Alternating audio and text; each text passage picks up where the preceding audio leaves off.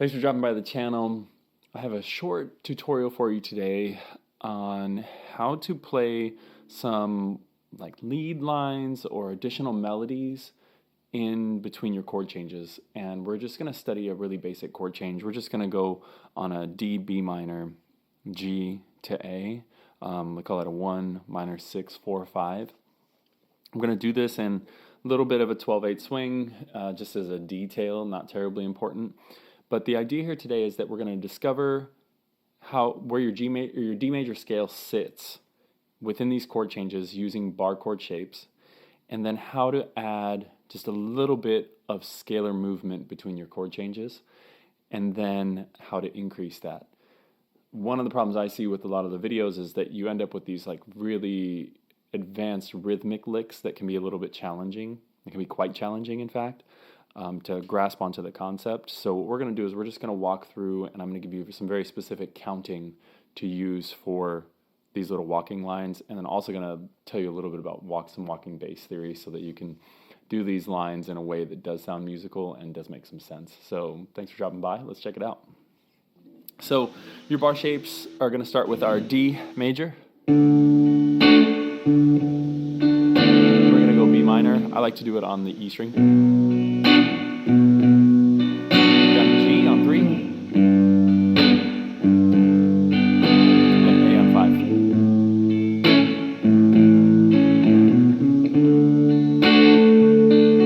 Okay, so now we need to, first we're going to cover the scale that's going to go with this.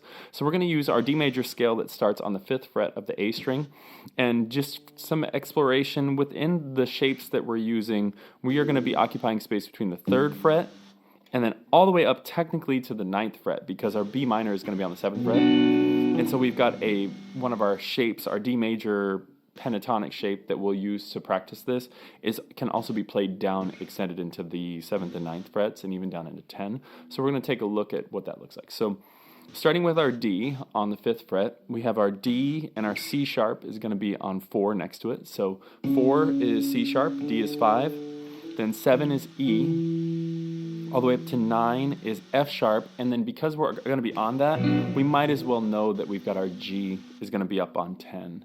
So that's going to be the 1 is D, E is the 2, F sharp is the 3, and G is the 4. And that's going to just be the extent of our natural reach here.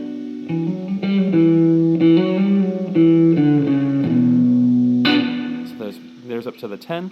Now moving down to the E string, or moving up, I guess if you want to say it, we've got next to the D is obviously our A. That's going to be our 5th of the scale. So A is going to be on 5, B is going to be on 7.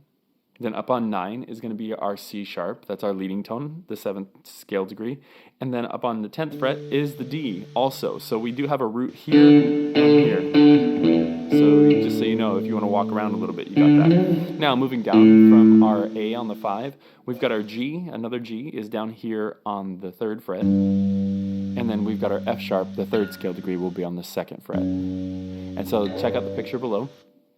This will show you the scale degrees that we're using. Again, let's start on E string, F sharp, G, 3rd fret, 5th fret A, 7th fret B, 9th fret C sharp, C is up on 10, or D is up on 10, and then our D again is on 5, that's where we have our duplicate, D, C sharp 4, D 5, E 7, F sharp, 3rd scale degree, up on 9, and then G is up on 10. And these are the notes that we're going to use just for this first exercise, exploring where the bass can go between the chord changes. So let's check it out a little bit. For starters, what we'll do is just add one quarter note in, or just one beat note as a transition between. In the world of walking bass lines, we often want to approach our landing chord by some stepwise motion or by half step, by chromatic half step. In this case, we're just going to walk through the scale to get to our next one. So if we start on the D, then we want to go down to the B minor, or up here. Then we have a C sharp between it. So we would do 1, 2, 3, 4, and B. 3, 4, this is going to be the A down to the G. G, 2, 3, 4. Ooh, and I'm going to step over. This is where I do a skip over and then back to the A. That's from the B to A. So a 7 to 5 for it to land on the A. And then I like to do a C sharp leading tone as I do this. 1, 2, 3, 4, 1, 3, 4, 3, 4, 1, 2. Add the note and land. 2. Let's try it again. Here we go. Back to the D. 1, 2, 3, note. 1, 2, 3, note. 1, 2, 3, note. 1, 2, 3, note. 1. Good. And so now what we're going to do is we're going to add an additional note. So we do the 1 is our bass note, 2 is going to be our chuck, and then 3, 4, and then we land. So let's check it out. In this case, what I'll often do, if we're just going to stick close and just walk from one to the next, you can repeat your starting note. So for example, we'll start with like a D, D, 2, 3, 4, C sharp, down to the B, 1, 2, 3, 4, 1, 2, repeat, 3, 4, 1, 2, 3, 4, 1. We should add another rhythm, so check out this new rhythm that we're going to do.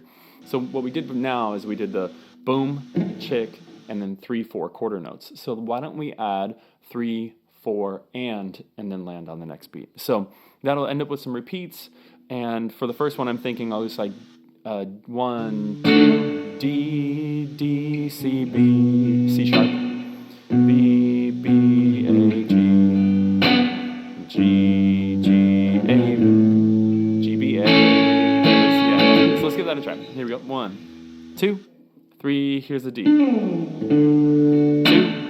3, 4, and 1. Ooh, there was an A there.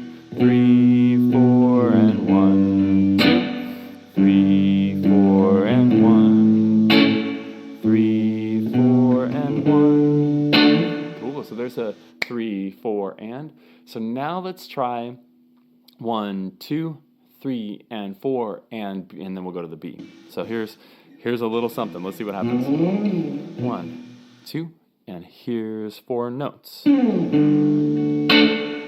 1, 1, 2, 3, and 4, and 1, 2, 3, and 4, and 1, 2. It wasn't right next door, was it? 2, 1, 2, 3, and 4, and 1, 2, 3, and 4, and 1, 2, 3, and 4, and 1, 2, 3, and 4, and 1, 2, 3, and 4, and 1, 2, 3, and 4, and 1. So there's a 3 and 4 and. So that fills in a little bit more.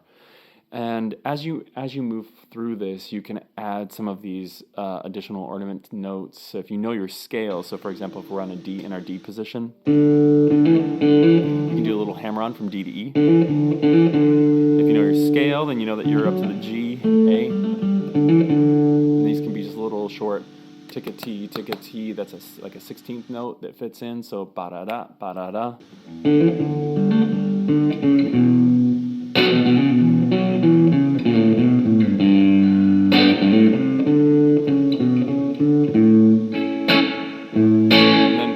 As you work through it, you're going to find that you're going to want to challenge yourself to know your scale patterns in your D, like starting position, being able to play it down from the 5th, from the A, being able to play it down from the 4. So if we got our 4, remember this is our 4, 5, 6, 7,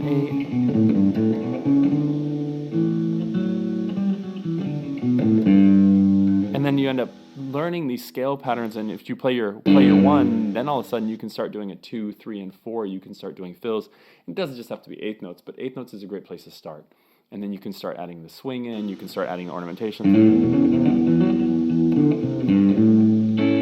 then the more you know the fretboard, the more you practice your scales and increase it. Get a pick out. You can start adding your bends in as well. So I hope this was helpful as we move on a 1, 6, 4, 5 or a D, B minor, G, A, working through the top 2 strings primarily on the A string and the E string, adding some notes in on the 3rd and 4th beat.